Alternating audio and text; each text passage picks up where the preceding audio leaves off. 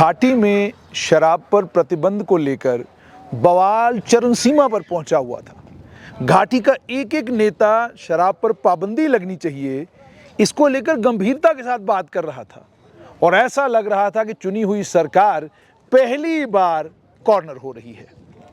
अब इस माहौल के बीच में अचानक ना ही फॉरेस्ट मंत्री को पता है, ना उपराज्यपाल के दफ्तर को पता है, अचानक फॉरेस्ट डिपार्टमेंट की एक टीम पुलिस का अमला लेकर रायका में पहुंचती है और एंटी एनक्रोचमेंट ड्राइव करती है। जिस एंटी एनक्रोचमेंट ड्राइव को लेकर जो दावे फॉरेस्ट डिपार्टमेंट ने किए हैं, उन दावों को, जिन लोगों पर यह आरोप है कि इन लोगों ने अवैध कब्जा किया हुआ है, उन लोगों ने कोर्ट में चैलेंज किया हुआ है। उन्होंने 3 सवाल पूछे। पहला, आपने कहा गूगल की तस्वीरों से हमें पता चला वहां पर 2009 में 2-3 घर थे। उन्होंने कहा 2009 में गूगल के पास इतनी अच्छी इमेजरी नहीं थी।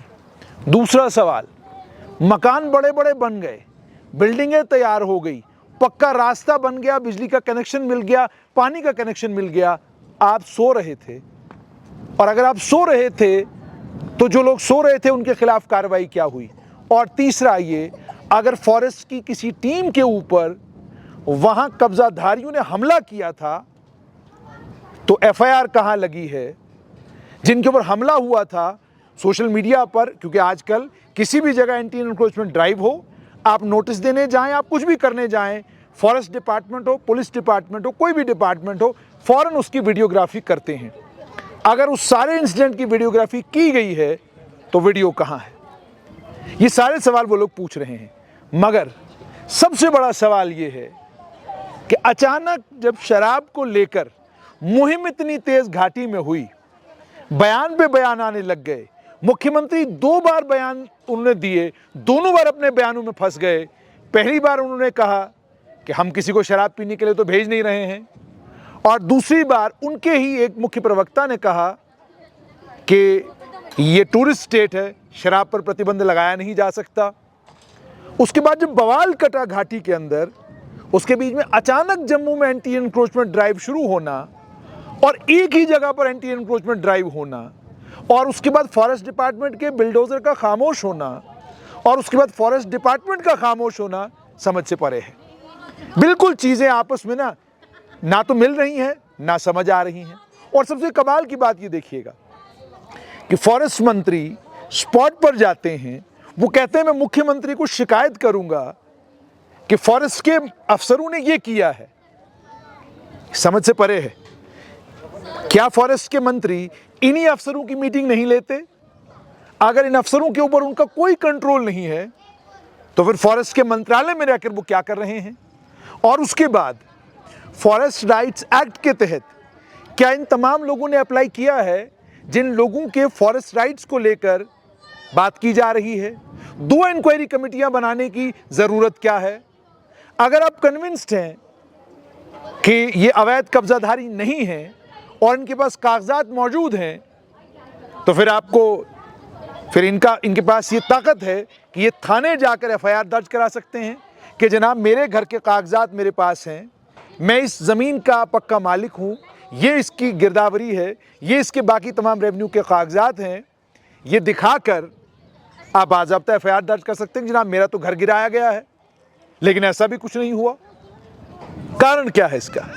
और उसके बाद जैसे मैंने आपको कहा कि जब तथ्यों को आप खंगालते हैं तो तथ्य, फैक्ट्स एक तरफ और इमोशंस एक तरफ, यानी आपके जज्बात हैं, आपके एहसासात हैं, वो जो चाहते हैं वो एक बात, लेकिन कानून ये कहता है कागज है, कानून ये पूछता है खसरा गिरदावरी है, कानून ये पूछता है क्या रेवेन्यू के कागजात हैं, जिन ज़मीनों पर आप लोगों ने मकानात बनाए थे क्या इन मकानों के पक्के पुख्ता कागज आपके पास है, सवाल पूछे जाते हैं। ये कानून है।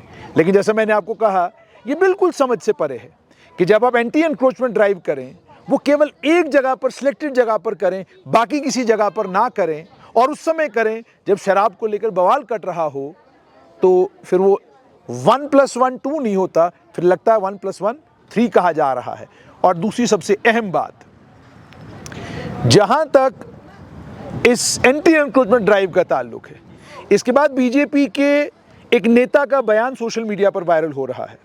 वो उस बयान में ये कह रहा है, भटिंडी, सुंजवा, सिद्रा, इसको लेकर उसने जिस शब्दावली का प्रयोग किया है, कहा है ये आहिस्ता आहिस्ता पाकिस्तान बनता जा रहा है।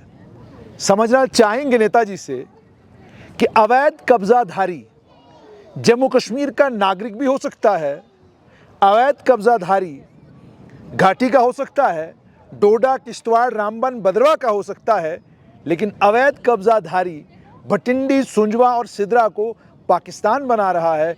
इसको ज़रा डिटेल में अगर आप समझाएंगे तो सबको समझ में आ जाएगा कि जम्मू कश्मीर के रहने वाले लोग डोडा, भद्रवाह, किश्तवाड़ से या घाटी के अलग अलग जगहों से जब जम्मू पहुंचे तो ज़मीन बेचने वाला कौन था, किसने ज़मीन बेची, किसको ज़मीन बेची और किन किन को ज़मीन बेची गई है।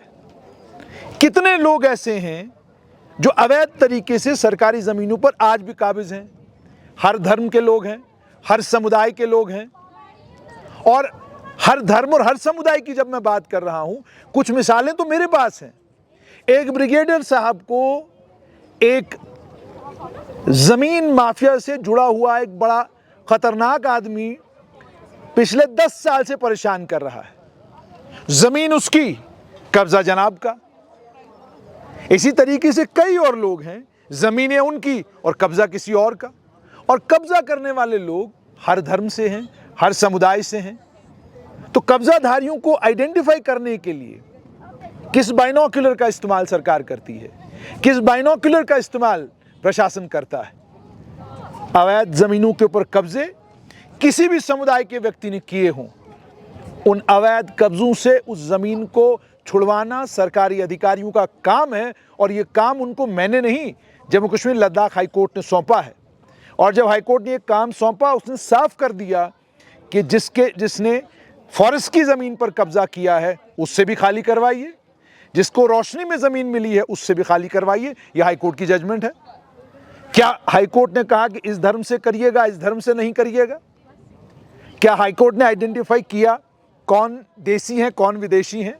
और अगर भारतीय जनता पार्टी के नेता को पता है कि भटिंडी, सुंजवा, सिद्रा और बाकी इलाकों में वो पाकिस्तानी रह रहे हैं या पाकिस्तान बन रहा है, तो जांच एजेंसियों से विनम्र विनती और आग्रह, इन भाई साहब को अपने साथ ले जाइए, इनसे ज़रा जांच पड़ताल कीजिए। ये आपको सही तरीके से बता सकते हैं कि कौन लोग हैं जो इन इलाकों में पाकिस्तान से आए हैं और वहाँ पर बसे हुए हैं। इसकी जानकारी मिलना ज़रूरी है, क्योंकि जिस तरीके से और जिस शब्दावली का आप प्रयोग करते हैं, इसका मकसद कतई ये नहीं है कि आप कब्जाधारियों से ज़मीन वापस लेकर सरकारी कामकाज में लाएं। इसका मतलब केवल कोरी राजनीति करना है, और वही राजनीति करना है जिस राजनीति का मकसद केवल ये है कि लोगों का ध्यान उधर इधर भटकाइए, धर्म के नाम पर जज्बात भड़काइए, ताकि अवैध ज़मीन के कब्जों को सरकार इन कब्जाधारियों से वापस ना ले सके। ये मकसद है। तो बात इसका मतलब बिल्कुल साफ है कि एक तो ये जो एंटी एनक्रोचमेंट ड्राइव हुआ है उस समय हुआ जब शराब के ऊपर बवाल था। दूसरा, ये जिन्होंने एंटी एनक्रोचमेंट ड्राइव की, पहले उनसे ये पूछा जाए कि यहाँ पर इतने सारे मकान, ये सब कुछ बन रहा था, आप अगर सोए हुए थे तो क्यों सोए हुए थे, और जो लोग सोए हुए थे उनके खिलाफ कार्रवाई कब करेंगे। और तीसरा ये कि किसी भी राजनीतिक दल का नेता हो, जब वो बयान देने लग जाए तो वो बयान दे जिसमें कुछ तो तथ्य हो, कुछ तो सच्चाई हो। वरना आजकल लोग बड़ी जल्दी कोर्ट चले जाते हैं और फिर ये नेता लोग जब कोर्ट के सामने हाजिरी देते हैं, माफ़ी मांगने में ज़्यादा समय नष्ट नहीं करते, फ़ौरन माफ़ी मांगते हैं। और हमने पिछले 10 सालों का ट्रेंड देखा है कि जिस भी नेता ने कुछ उल्टी सीधी बात की, जब वो कोर्ट गया, उसने बजाय केस लड़ने के माफ़ी मांगना सही समझा। तो जहाँ इस तरह की व्यवस्थाएं हों, वहाँ सरकार से उम्मीद और तवक्का ये है कि कब्जाधारी किसी भी धर्म, किसी भी समुदाय, किसी भी जगह के हों, उनके खिलाफ कार्रवाई बिल्कुल नहीं रुकनी चाहिए।